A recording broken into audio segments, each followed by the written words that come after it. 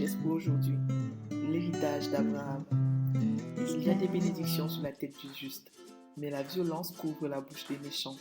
Proverbe 10, verset 6. Dans ce verset, le sage fait observer que la bénédiction est sur la tête du juste. Cela veut dire que ce n'est pas au juste de courir après les bénédictions, mais celles-ci le suivent, ou mieux, elles sont avec lui. Le mot bénédiction signifie grâce ou faveur accordée, ou encore l'action de bénir, c'est-à-dire le fait de dire des paroles ou de poser des actes qui vont communiquer la vie à quelqu'un.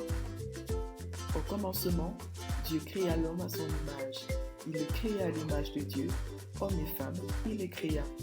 Dieu les bénit et leur dit, soyez féconds, multipliez-vous, remplissez la terre et soumettez-la, dominez.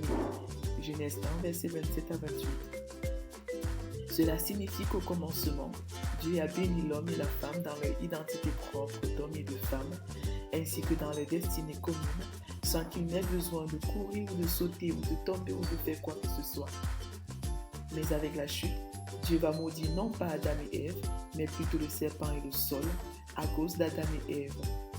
C'est après le maître de Caïn dans Genèse 4 que Dieu va prononcer la malédiction sur Caïn, et dès lors, la violence du diable ayant remplacé la bénédiction de Dieu sera irréversible dans la vie de Caïn et de ses descendants.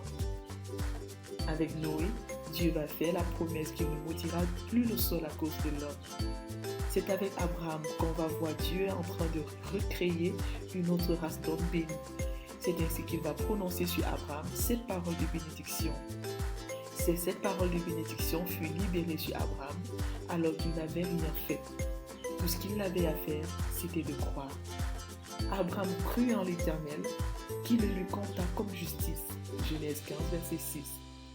L'Écriture prévoyait ainsi que Dieu justifierait tous les hommes par la foi.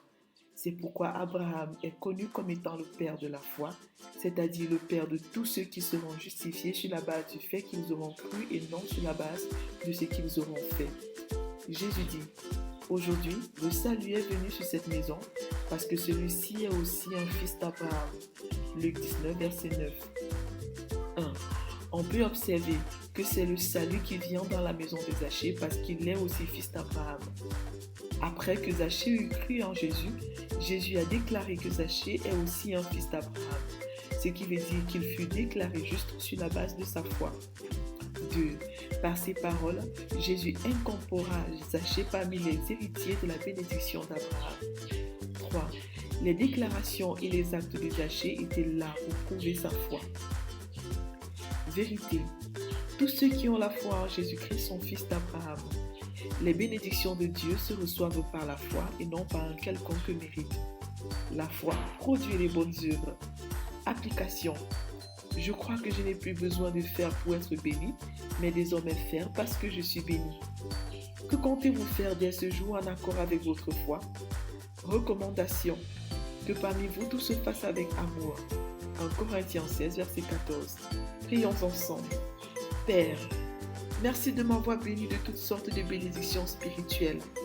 Merci pour le privilège que tu me donnes de tout faire avec amour pour ta gloire. Au nom de Jésus-Christ, Amen. Lecture pour aujourd'hui.